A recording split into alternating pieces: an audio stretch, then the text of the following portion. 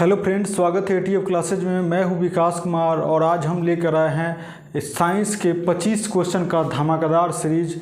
आज का क्लास काफ़ी धमाकेदार होने वाला है, तो वीडियो में बने रहिए और वीडियो अच्छा लगे तो वीडियो को लाइक कीजिए और चैनल पर जो भी नए हैं चैनल को सब्सक्राइब करके बेल आइकन प्रेस करना ना भूले और अपने दोस्तों में ज़्यादा से ज़्यादा शेयर करना ना भूले। तो चलिए शुरू करते हैं। क्वेश्चन 1 से देखते हैं। क्वेश्चन ये रहा आपके स्क्रीन पे।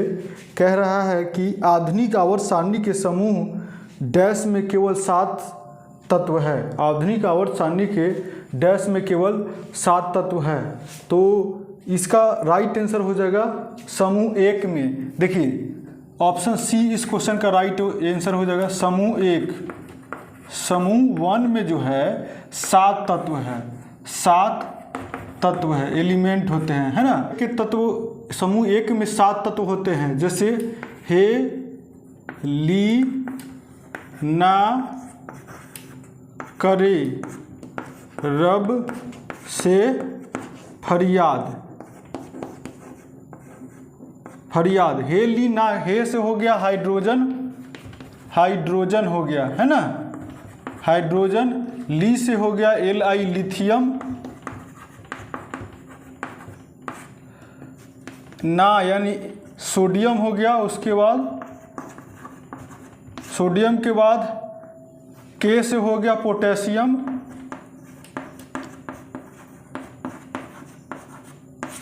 उसके बाद रुबिडियम, Rb से रुबिडियम।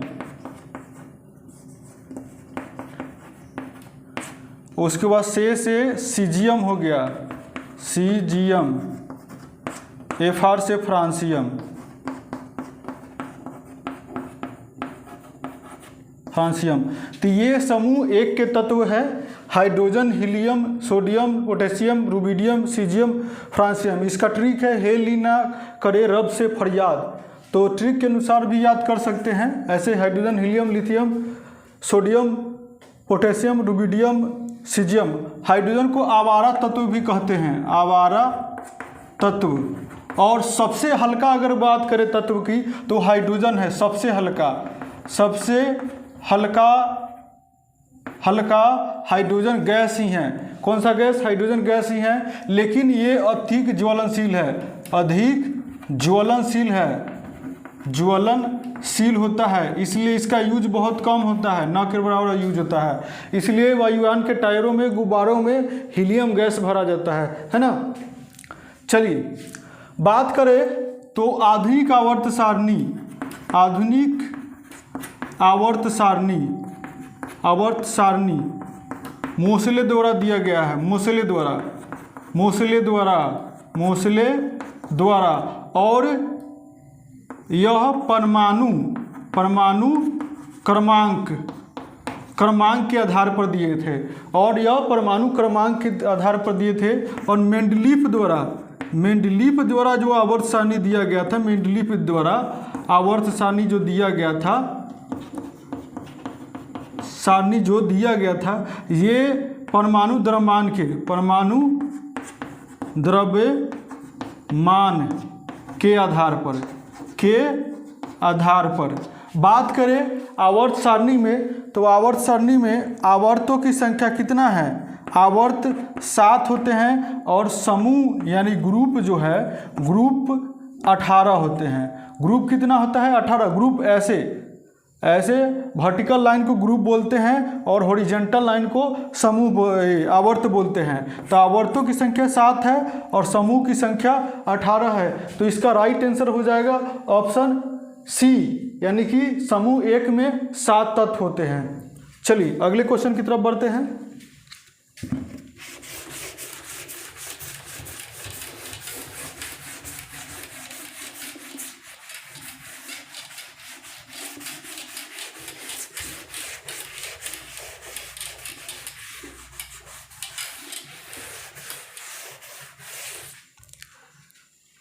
नेक्स्ट क्वेश्चन ये रहा आपके स्क्रीन पे। कह रहा है वंशानुक्रम की इकाई क्या है? तो ऑप्शन ए में है आरएनए, बी में है जीनोटाइप और सी में है फेनोटाइप। तो बताइए इसका क्या आंसर हो जाएगा? तो इसका राइट आंसर हो जाएगा, और डी में है जीन, तो इसका राइट आंसर हो जाएगा ऑप्शन डी। ऑप्शन डी इस क्वेश्चन का राइट आंसर हो जाएगा जीन। जीन जो है इसका राइट आंसर हो जाना। जीन जो है, बात करें डीएनए, डीएनए सभी अनुवांशिक क्रिया का संचालन करता है, सभी अनुवांशिक क्रियाओं का संचालन करता है। और डीएनए के क्रियात्मक खंड को क्या कहते हैं? डीएनए के क्रियात्मक खंड को जीन कहते हैं, खंड को जीन कहते हैं। डीएनए के क्रियात्मक खंड को जीन कहते हैं। जीन शब्द जो है, जीन शब्द सर्वप्रथम जोहानसन ने दिया था। जोहानसन ने जीन शब्द सर्वप्रथम जोहानसन ने दिया था। और जेनेटिक्स नाम जो है ये दिया था डब्ल्यू वाटसन ने दिया था। डब्ल्यू वाटसन ने दिया था। तो डीएनए सभी अनुवांशिक क्रियाओं का संचालन करता है। डीएनए के क्रियात्मक खंड को जीन कहते हैं। जीन शब्द सर्वप्रथम जोहानसन ने दिया था। और जेनेटिक्स का नाम जो है, जेनेटिक्स नाम डब्ल्यू वाटसन ने। तो इसका राइट आंसर हो जाएगा ऑप्शन डी, यानी जीन हो जाएगा। चलिए अगले क्वेश्चन की तरफ बढ़ते हैं।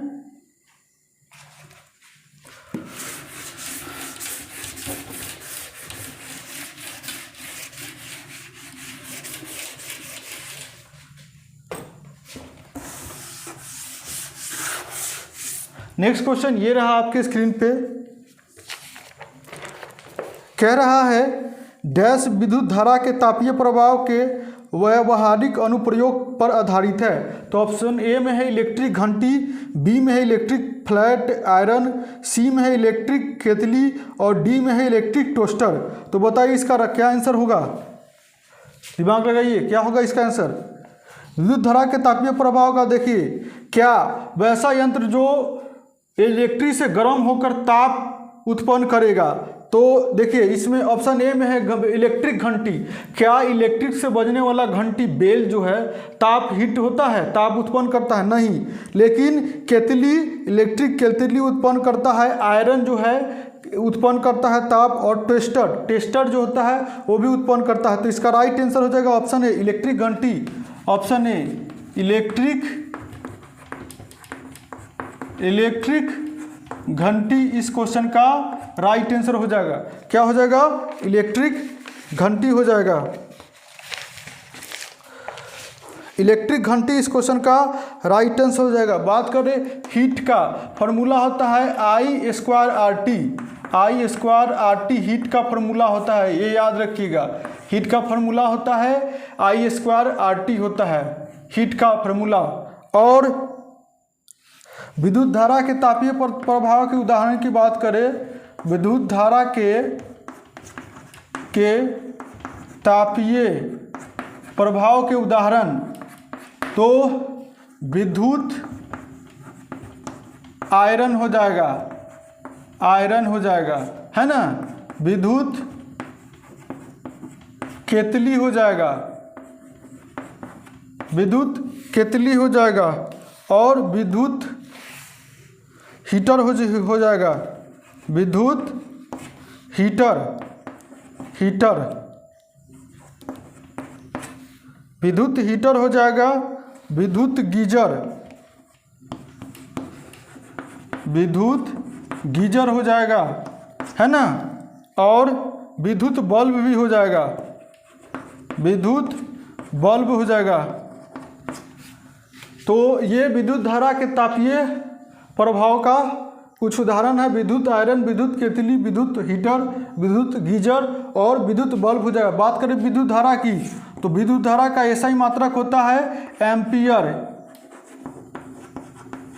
एम्पियर होता है। विद्युत धारा का ऐसा ही मात्रक एम्पियर होता है। क्या होता है? एम्पियर होता है। और यह एक अदिश राशि है। विद्युत धारा कैसी राशि है? अदिश राशि है। अदिश राशि है, विद्युत धारा अदिश राशि है। तो इसका राइट आंसर हो जाएगा ऑप्शन ए इलेक्ट्रिक घंटी। चलिए अगले क्वेश्चन की तरफ बढ़ते हैं। नेक्स्ट क्वेश्चन ये रहा आपके स्क्रीन पे।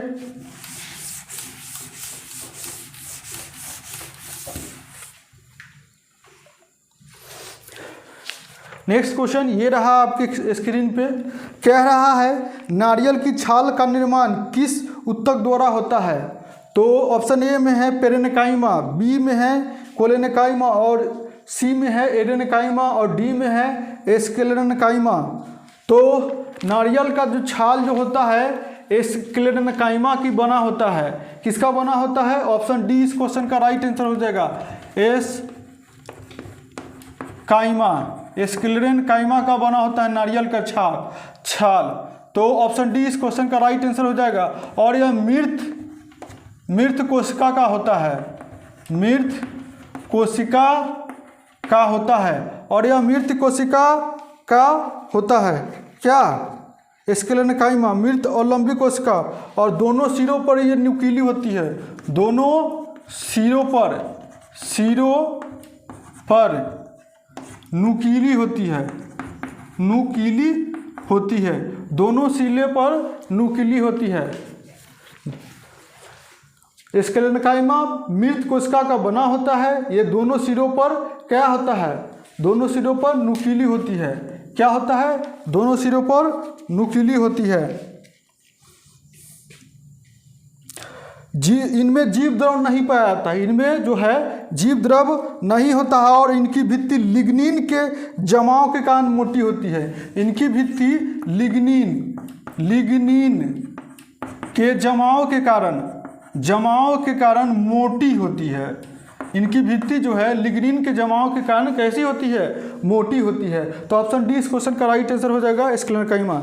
चलिए अगले क्वेश्चन की तरफ बढ़ते हैं। नेक्स्ट क्वेश्चन ये रहा आपके स्क्रीन पे। कह रहा है कि कैलिफोर्नियम किसका सदस्य है? तो ऑप्शन ए में है एक्टिनाइट श्रेणी का, बी में है लैंथेनाइट श्रेणी का, सी में है आदर्श गैसों का और डी में है हैलोजन का। तो इसका राइट हो जाएगा आंसर हो जाएगा ऑप्शन ए एक्टिनाइट श्रेणी का, एक्टिनाइट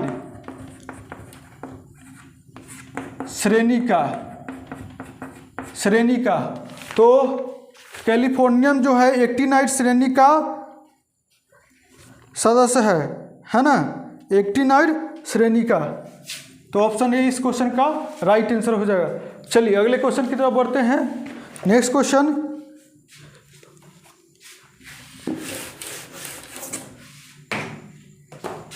क्वेश्चन ये रहा आपके स्क्रीन पे। कह रहा है सूर्य की ऊर्जा का स्रोत है, सूर्य की ऊर्जा का स्रोत है।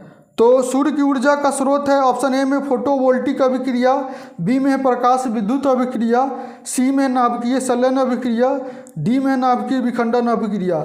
तो इसका राइट आंसर हो जाएगा ऑप्शन सी नाभिकीय संलयन अभिक्रिया, नाभिकीय संलयन अभिक्रिया। ऑप्शन सी इस क्वेश्चन का राइट आंसर हो जाएगा, नाभिकीय संलयन अभिक्रिया हो जाएगा। बात करो हाइड्रोजन और हीलियम, सूर्य का ऊर्जा का स्रोत जो है, सूर्य का ऊर्जा का स्रोत क्या है? हाइड्रोजन और हीलियम है। सूर्य का ऊर्जा का स्रोत है हाइड्रोजन और हीलियम है, हीलियम का संलयन है। क्या है? स्रोत है और यह हीलियम और हाइड्रोजन का संलयन भी है ना। तो नाभिकीय संलयन, बात करें परमाणु जो बम है, परमाणु जो है नाभिकीय विखंडन पर आधारित है, नाभिकीय विखंडन की क्रिया पर आधारित है। परमाणु जो है नाभिकीय विखंडन की क्रिया पर आधारित है। बात करें पृथ्वी पर ऊर्जा का अक्षय स्रोत, पृथ्वी पर ऊर्जा का अक्षय स्रोत है, स्रोत जो है सूर्य है। पृथ्वी पर ऊर्जा का अक्षय स्रोत सूर्य है। सौरमंडल का हृदय और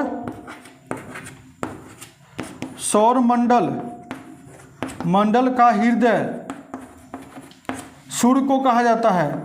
सूर्य को, सौरमंडल का हृदय सूर्य को कहा जाता है ना। सौरमंडल का हृदय किसको कहा जाता है? सूर्य को कहा जाता है, सौरमंडल का हृदय। प्रकाश का ऊपरी सतह जो दिखाई देता है, प्रकाश का ऊपरी सतह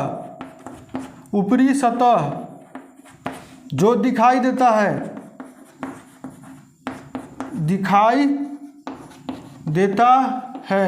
प्रकाश मंडल कहलाता है।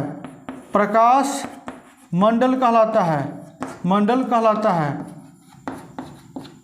प्रकाश मंडल कहलाता है। क्या कहलाता है? प्रकाश मंडल कहलाता है। तो इस क्वेश्चन का राइट आंसर हो जाएगा ऑप्शन सी, नाभिकीय संलयन। चलिए अगले क्वेश्चन की तरफ बढ़ते हैं।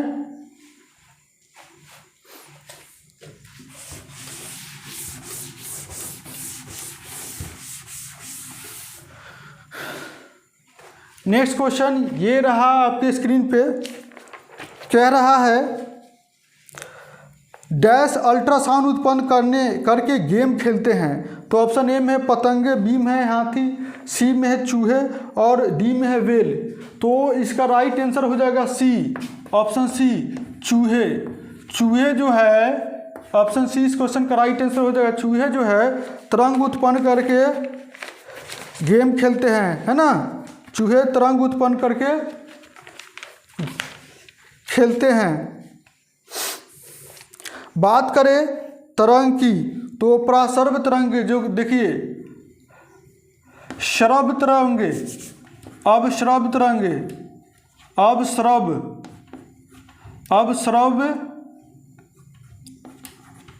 तरंगे की रेंज होता है 20 हर्ज से नीचे, 20 हर्ज से कम। और श्रव तरंग की रेंज होता है, श्रव तरंग 20 के हर्ज, 20,000 हर्ज से 20,000 हर्ज, 20,000 हर्ज, है ना। 20,000 हर्ज तक को कहते हैं श्रव तरंग कहते हैं। और प्रासर्व तरंग कहते हैं, प्रासर्व तरंग उसको बोलते हैं जो 20 हर्ज से प्लस रहे, 20 हर्ज से प्लस रहे, 20 हर्ज से ऊपर को कहते हैं प्रासर्व तरंग। तो 20 हर्ज से ऊपर वाला जो है कुत्ता बिल्ली, कुत्ता और बिल्ली सुन सकता है ना। 20 हर्ज वाला से ऊपर को कुत्ता बिल्ली सुन सकता है। और मनुष्य ये 20 हर्ज से लेकर 20,000 हर्ज के बीच के मनुष्य सुन सकता है। 20 हर्ज से 20,000 हर्ज के बीच के मनुष्य सुन सकता है ना। और प्रासर्व तरंग जो 20,000 से ऊपर है उसको कुत्ता और बिल्ली सुन सकता है। कौन सुन सकता है? कुत्ता और बिल्ली होता है, सुन सकता है। कान पर बात करें, कान पर ध्वनि का वेग 1/10 सेकेंड तक रहता है। कान पर ध्वनि का वेग प्रभाव होगा, वेग नहीं होगा, प्रभाव 1/10 सेकेंड तक रहता है, 1/10 सेकेंड तक रहता है। तो इसका राइट आंसर हो जाएगा ऑप्शन सी, चूहा। ऑप्शन सी, चूहा हो जाएगा। चलिए अगले क्वेश्चन की तरफ बढ़ते हैं। नेक्स्ट क्वेश्चन ये रहा आपके स्क्रीन पे,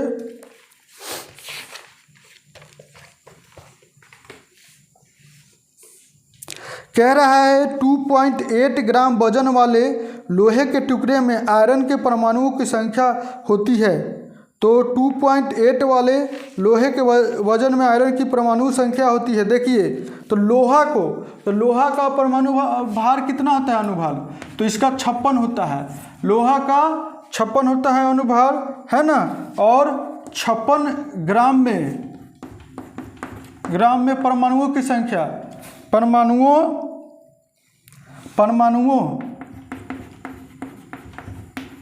की संख्या 6.022 × 10⁻⁴ 23 होता है। इसलिए 2.8 ग्राम में परमाणुओं की संख्या कितना होगा? 2.8 गुने 6.022 गुने 10 के पावर में 23 बटा में हो जाएगा ये 56। और इसको काट लीजिए, है ना, तो इसको काटिएगा 28 से 2 टर्म में कटेगा, ये 2 टर्म में कट जाएगा, पॉइंट खसक के आगे आ जाएगा, तो ये हो जाएगा आपको 3 पॉइंट, और ये 1 टर्म में कट जाएगा 3.011 गुने 10 के पावर में 22 हो जाएगा। एक पॉइंट हट के यहाँ पर 23 है, तो यहाँ पर एक नीचे आ जाएगा पॉइंट, इसका पॉइंट यहाँ पर आ जाएगा, 10 के पावर में 1 तो ऊपर जाके 10 के पावर में -1 हो जाएगा, घर जाएगा पावर, है ना, तो 10 के पावर में 22 हो जाएगा। तो इसका राइट आंसर हो जाएगा ऑप्शन सी। ऑप्शन सी इस क्वेश्चन का राइट आंसर हो जाएगा। चलिए अगले क्वेश्चन की तरफ बढ़ते हैं।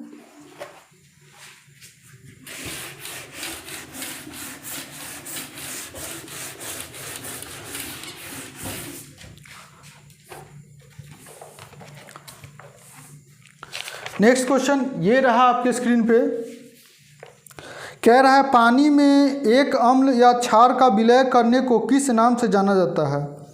ऑप्शन ए में है अपघटन अभिक्रिया, बी में है ऊष्माक्षेपी अभिक्रिया, सी में है उदासीन अभिक्रिया और डी में है ऊष्माशोषी अभिक्रिया। तो इसका राइट आंसर हो जाएगा बी, ऊष्माक्षेपी अभिक्रिया।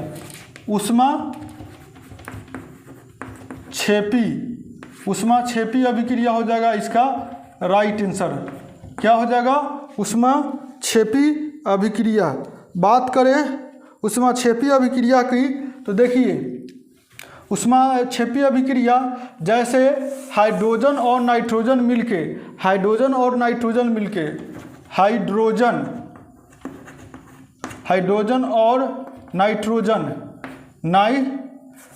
मिलके अमोनिया का निर्माण करता है और ऊष्माक्षेपी अभिक्रिया का निर्माण करता है। तो देखिए हाइड्रोजन और नाइट्रोजन मिलके जैसे N2+ 3H2, तो ये हो जाएगा 2NH3 प्लस ऊष्मा देगा, है ना, ये ऊष्मा दे रहा है, तो ये ऊष्माक्षेपी अभिक्रिया का उदाहरण हो गया। ऊष्माक्षेपी अभिक्रिया का ये उदाहरण हो गया। या ले सकते हैं C+O2, इसको Ca2+ ऊष्मा देगा, ये भी ऊष्माक्षेपी अभिक्रिया का उदाहरण है। बात करें ऊष्माशोषी अभिक्रिया की, ऊष्माशोषी अभिक्रिया की बात करें तो इसमें ऊष्मा का अवशोषण होता है। जैसे N2+O2 प्लस ऊष्मा, N2+O2 प्लस ऊष्मा, ये 2NO बना दिया, तो ये ऊष्मा का अवशोषण हो जा रहा है, ऑब्जर्व कर ले रहा है ये 2NO। और एक और ले सकते हैं C+2S प्लस ऊष्मा, C+2S प्लस ऊष्मा, CS2 ले सकते हैं, तो इसमें भी ऊष्मा का अवशोषण हो रहा है, तो ये ऊष्माक्षेपी अभिक्रिया का उदाहरण है। तो ऑप्शन बी इस क्वेश्चन का राइट आंसर हो जाएगा, ऊष्माक्षेपी अभिक्रिया।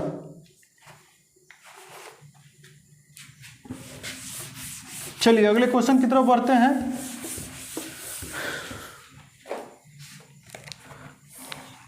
नेक्स्ट क्वेश्चन ये रहा आपके स्क्रीन पे, कह रहा है गैस की मात्रा व्युत्क्रमानुपाती होती है। तो गैस की मात्रा व्युत्क्रमानुपाती है। ऑप्शन ए समय के, बी घनत्व के, सी दाब के और डी द्रव्यमान के। तो इसका राइट आंसर हो जाएगा दाब के। ऑप्शन सी इस क्वेश्चन का राइट आंसर हो जाएगा दाब के। गैस के जो अभिक्रिया है दाब के व्युत्क्रमानुपाती होती है। किसके? दाब के। बात करें हाइड्रोजन गैस की मिश्रण और ऑक्सीजन गैस के मिश्रण के वेग से 4 गुना अधिक है। हाइड्रोजन जो गैस का मिश्रण जो होता है, हाइड्रोजन गैस का मिश्रण ऑक्सीजन ऑक्सीजन या O2 के विसरण से 4 गुना ज़्यादा होता है, 4 गुना, इससे 4 गुना ज़्यादा होता है किसका, हाइड्रोजन का विसरण, है ना। तो ऑप्शन सी इस क्वेश्चन का राइट आंसर हो जाएगा। चलिए अगले क्वेश्चन की तरफ बढ़ते हैं। नेक्स्ट क्वेश्चन ये रहा आपके स्क्रीन पे, कह रहा है ऊष्माक्षेपीय अभिक्रिया वह अभिक्रिया होती है जिसमें ऑक्सीजन की क्षति होती है, ऑक्सीजन की प्राप्ति होती है, प्राप्त होता है, ऊष्मा का अवशोषण होता है, ऊष्मा निकलता है। तो अभी हम बताए थे ऊष्माक्षेपीय अभिक्रिया में क्या होता है, ऊष्माक्षेपीय अभिक्रिया में क्या होता है, तो ऊष्मा निकलती है, क्या होता है, ऑप्शन डी इस क्वेश्चन का राइट आंसर हो जाएगा, ऊष्मा निकलता है। ऊष्माक्षेपीय अभिक्रिया में ऊष्मा निकलता है और ऊष्माशोषी अभिक्रिया में ऊष्मा का शोषण होता है ना, ऊष्मा को ऑब्जर्व कर लेता है। तो ऑप्शन डी इस क्वेश्चन का राइट आंसर हो जाएगा। नेक्स्ट क्वेश्चन ये रहा आपके स्क्रीन पे, कह रहा है ऊर्जा का उपयोग करते हुए पायरुविक विघटन का कहाँ होता है। तो ऑप्शन ए में है नाभिक में, बी में है यकृत में, सी में है माइटोकॉन्ड्रिया, डी में है अग्नाशय में। तो इसका राइट आंसर हो जाएगा माइटोकॉन्ड्रिया। ऑप्शन सी इस क्वेश्चन का राइट आंसर हो जाएगा, option C mitochondria, mitochondria, mitochondria इसका राइट आंसर हो जाएगा, है ना। इसमें ऊष्मा का शोषण होता है। बात करें ब्लैकमैन के अनुसार, ब्लैकमैन के अनुसार कार्बोहाइड्रेट से, कार्बोहाइड्रेट से, ब्लैकमैन के अनुसार कार्बोहाइड्रेट से होने वाली श्वसन को पलावी कहते हैं, पलावी कहते हैं। कार्बोहाइड्रेट से होने वाली श्वसन को पलावी कहते हैं, किसके अनुसार, ब्लैकमैन के अनुसार। किसके अनुसार, ब्लैकमैन के अनुसार। ग्लाइकोलाइसिस की क्रिया कोशिका द्रव में संपन्न होती है, ग्लाइकोलाइसिस की क्रिया कोशिका द्रव में संपन्न होती है। किसमें संपन्न होती है, कोशिका द्रव में संपन्न होती है। ग्लाइकोलाइसिस की क्रिया कोशिका द्रव में संपन्न होती है। किसमें संपन्न होती है, कोशिका द्रव में। और ऊर्जा की मुद्रा है, ऊर्जा की मुद्रा है एटीपी। और इसका फुल फॉर्म होता है एडिनो ट्राइफॉस्फेट,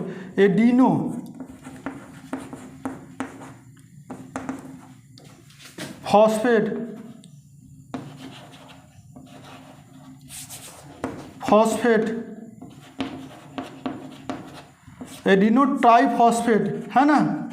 तो इसका ऊर्जा एटीपी का होता है एडिनो ट्राइफॉस्फेट। और बात करें क्रेब्स चक्र का, क्रेब्स चक्र, तो ये माइटोकॉन्ड्रिया में कहाँ होता है, माइटोकॉन्ड्रिया में संपन्न होता है। किसमें होता है, माइटोकॉन्ड्रिया में संपन्न होता है। क्रेब्स चक्र जो है माइटोकॉन्ड्रिया में संपन्न होता है ना। अब अवायवीय श्वसन में श्वसन गुणांक का मान अनंत होता है, अवायवीय श्वसन में श्वसन गुणांक का मान अनंत होता है। तो ऑप्शन सी इस क्वेश्चन का राइट आंसर हो जाएगा, माइटोकॉन्ड्रिया। चलिए अगले क्वेश्चन की तरफ बढ़ते हैं। नेक्स्ट क्वेश्चन ये रहा आपके स्क्रीन पे, कह रहा है सोडियम बाइकार्बोनेट का सामान्य नाम क्या है। तो ऑप्शन ए में है कास्टिक चूना, बी में है टार्ट्रिक अम्ल, सी में है बेकिंग सोडा और डी में है बेकिंग पाउडर। बताइए क्या आंसर होगा। तो सोडियम बाइकार्बोनेट का सूत्र होता है, देखिए सोडियम बाइकार्बोनेट बेकिंग सोडा को कहते हैं, बेकिंग सोडा। तो ऑप्शन सी इस क्वेश्चन का राइट आंसर हो जाएगा। सोडियम बाइकार्बोनेट बेकिंग सोडा को कहते हैं, किसको कहते हैं, बेकिंग सोडा को कहते हैं, यानी NaHCO3। इसका सूत्र हो गया NaHCO3।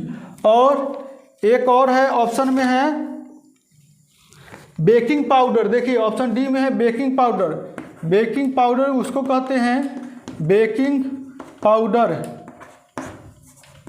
ये धोने का सोडा होता है, धोने के काम में आता है, ये वाला। और ई होता है, इसका अनुसूत्र होता है Na2CO3 10H2O। ये 10 को जल के साथ रहता है। तो कई बार एग्जाम में पूछा जाता है जो धोने का सोडा है कितने जल के साथ रहता है, तो 10 जल के साथ, 10H2O है, 10 जल के साथ धोने का सोडा रहता है। और ये कपड़े धुलाई में, कागज के धुलाई में, ये सब में काम होता है। और बेकिंग सोडा का उपयोग पाव रोटी फुलाने में, है ना, बेकरी उद्योग में, वही पाव रोटी हो गया, स्पंज को फुलाने में, ये सब में काम आता है। तो ऑप्शन सी इस क्वेश्चन का राइट आंसर हो जाएगा। चलिए अगले क्वेश्चन की तरफ बढ़ते हैं। नेक्स्ट क्वेश्चन ये रहा आपके स्क्रीन पे।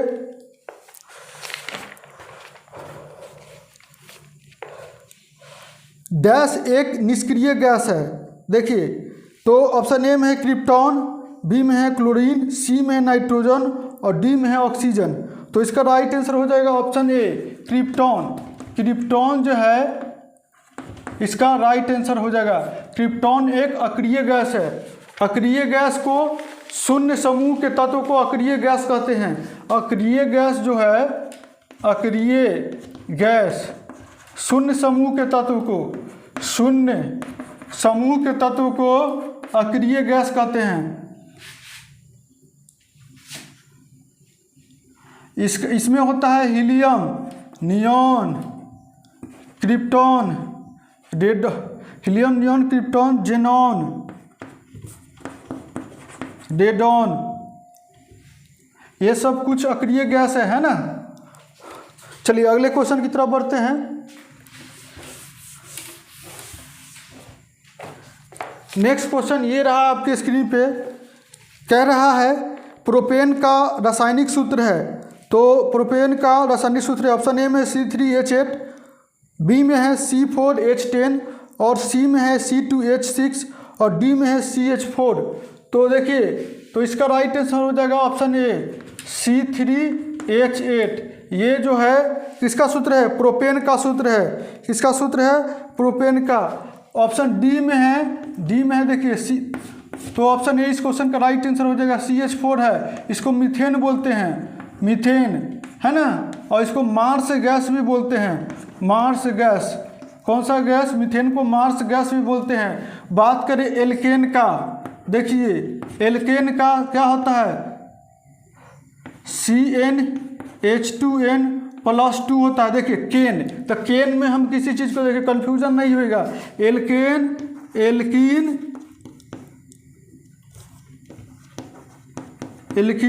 और एल्काइन, है ना।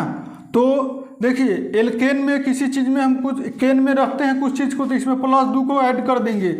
एल्कीन की बात है तो CnH2n, बस इतना ही हो जाएगा। एल्काइन में ई की मात्रा ज़्यादा ऊर्जा खर्च हो रहा है बोलने में, तो इसमें CnH2n-2 कर देना है, CnH2n-2 कर देना है। तो ये एल्केन का हो गया CnH2n+2, है ना। और यहाँ एल्कीन का हो गया CnH2n और एल्काइन का हो गया CnH2n-2 हो गया।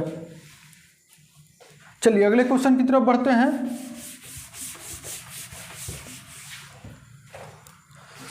नेक्स्ट क्वेश्चन ये रहा आपकी स्क्रीन पे।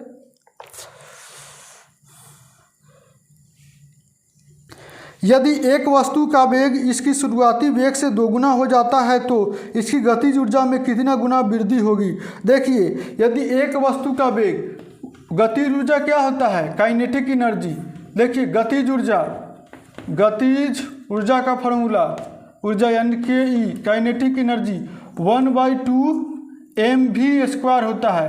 पहले वेग 1 था, देखिए पहले वेग था 1, तो क्या हो गया? m का मान अगर 1 रहेगा तो क्या हो गया? 1/2। पहले वेग अगर 1 लेंगे तो 1 का 1 ही रहेगा। अब वेग 2 लेंगे तो ये 2 का स्क्वायर यानी v का स्क्वायर हो जाएगा, तो कितना हो जाएगा? 4 हो जाएगा। तो कितना गुना हो जाएगा? तो यानी ऑप्शन ए में है 17, ऑप्शन ए में है सॉरी ए हो जाएगा, यानी 4 गुना हो जाएगा। क्या हो जाएगा? 4 गुना हो जाएगा। द्रव्यमान को अगर दोगुना करने पर, द्रव्यमान दोगुना करने पर, यहाँ पर देखिए द्रव्यमान 2 गुना करने पर, 2 गुना करने पर 4 गुना हो जाएगा, है ना। और द्रव्यमान आधा करने पर गतिज ऊर्जा भी आधा हो जाएगा, है ना। सॉरी 1/4 हो जाएगा। द्रव्यमान को हाफ करने पर गति काइनेटिक एनर्जी जो हो जाएगा क्या हो जाएगा? 1/4 हो जाएगा। क्या हो जाएगा? 1/4 हो जाएगा। चलिए अगले क्वेश्चन की तरफ बढ़ते हैं। नेक्स्ट क्वेश्चन ये रहा आपके स्क्रीन पे। कह रहा है डैश जंतुओं का सबसे बड़ा समूह है। तो ऑप्शन ए में है ऑर्थोपोडा, बी में है एनीलिडा, सी में है मोलस्का और डी में है निमेटोडा। तो इसका राइट आंसर हो जाएगा ऑर्थोपोडा। क्या हो जाएगा? ऑर्थोपोडा हो जाएगा। ऑर्थोपोडा इसका राइट आंसर हो जाएगा।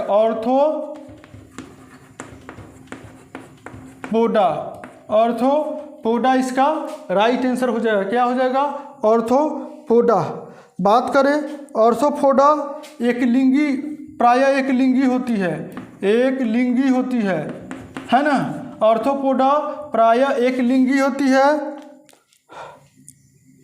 एवं निषेचन जो है, निषेचन की क्रिया जो है, निषेचन की जो क्रिया होती है शरीर के अंदर होता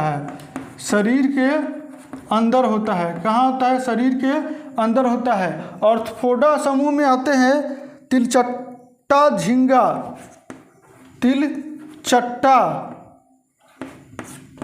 झींगा, मछली,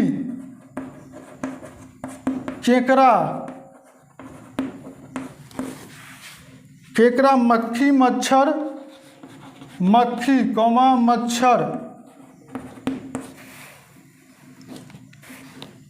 खटमल इत्यादि etc, है ना। तो ये सभी ऑर्थोपोडा समूह में आते हैं। किस में आते हैं? ऑर्थोपोडा समूह में आते हैं। तो इसका राइट आंसर हो जाएगा ऑप्शन ए। चलिए अगले क्वेश्चन की तरफ बढ़ते हैं। नेक्स्ट क्वेश्चन ये रहा आपके स्क्रीन पे।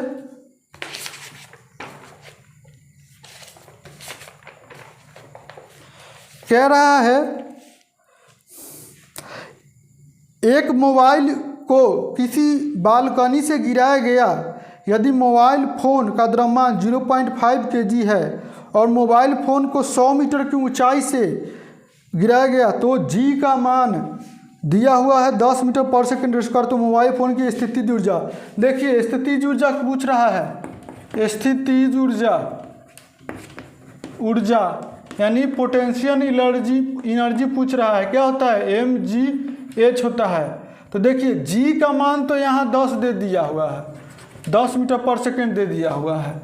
एम का वैल्यू कितना दिया हुआ है? 0.5 दिया हुआ है, 0.5। जी का वैल्यू 10 हो गया और एच का वैल्यू कितना दिया है? 100 मीटर दे दिया है। तो कितना होगा? मल्टीप्लाई कीजिएगा, 1 शून्य से इसका पॉइंट हट जाएगा, बचा 5 और ये 2 शून्य, क्या हो जाएगा? जूल हो जाएगा। ऊर्जा हमेशा जूल में निकलता है।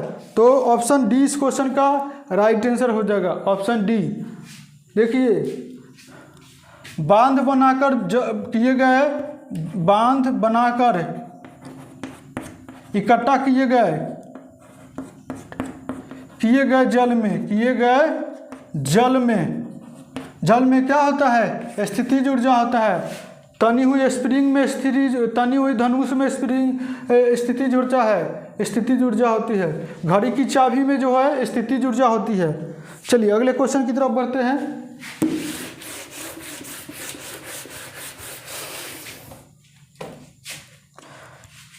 Next question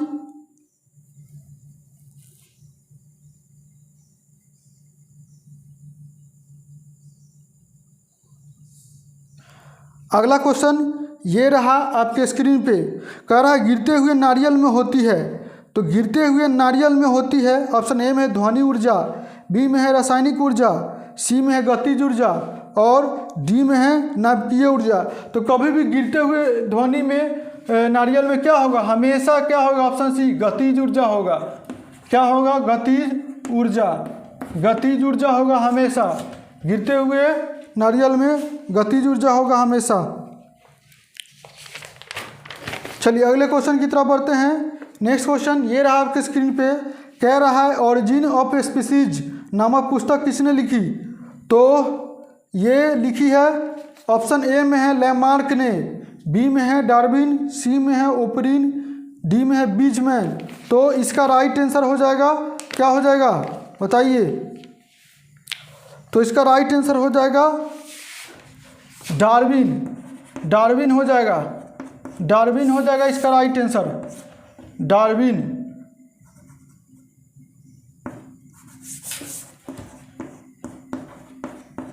Darwin right answer हो जाएगा, है ना। और ये कब लिखा था, और 1859 में। डार्विन हो जाएगा, यानी ऑप्शन बी इस क्वेश्चन का राइट आंसर हो जाएगा। ऑप्शन बी इस क्वेश्चन का राइट आंसर हो जाएगा। अगला क्वेश्चन ये रहा आपके स्क्रीन पे, कह रहा है निम्नलिखित में से कौन सा एक विषम यौगिक है। देखिए मीथेन, एथीन, इथेन, प्रोपेन। तो इसका राइट आंसर हो जाएगा ऑप्शन बी एथीन, एथीन हो जाएगा। ऑप्शन बी इस क्वेश्चन का राइट आंसर हो जाएगा एथीन।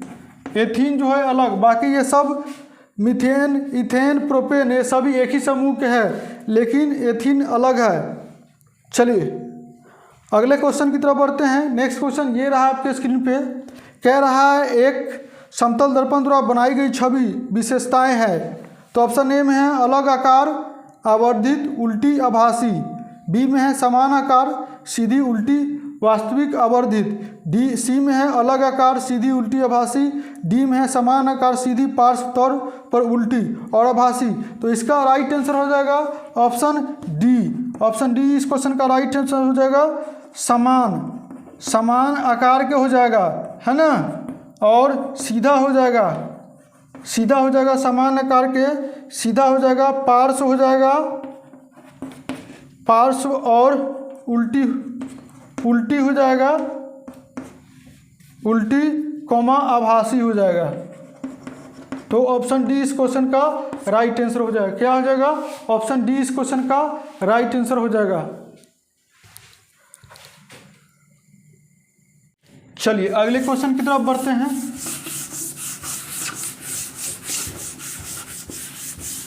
नेक्स्ट क्वेश्चन ये रहा आपके स्क्रीन पे, कह रहा है जब 8 kg द्रव्यमान की किसी वस्तु पर कोई सतत बल 2 सेकेंड कार्य करता है तो वस्तु के वेग में 4 मीटर पर सेकेंड या से 9 मीटर पर सेकेंड तक बढ़ा देता है। लगाए गए बल का परिमाण क्या है। तो देखिए बल का परिमाण पूछ रहा है, तो बल का फॉर्मूला क्या होता है, F बराबर ma होता है ना।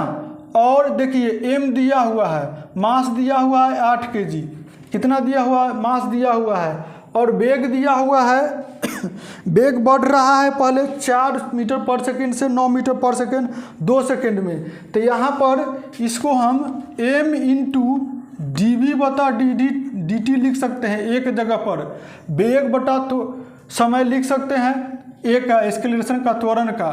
तो ये हो जाएगा m के जगह पर 8 दे दीजिए, dv का ले लीजिए, वेग पहले 9 से 2 कर दीजिए माइनस, पहले 9 मीटर और पर सेकेंड और 2 मीटर पर सेकेंड दिया हुआ है और समय 2 सेकेंड दिया हुआ है।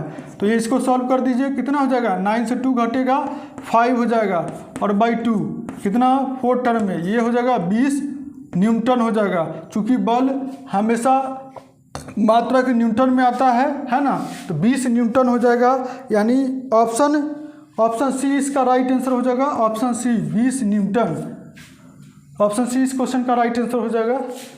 तो चलिए दोस्तों, वीडियो कैसा लगा कमेंट कीजिएगा। मिलते हैं नेक्स्ट वीडियो में, तब तक के लिए धन्यवाद।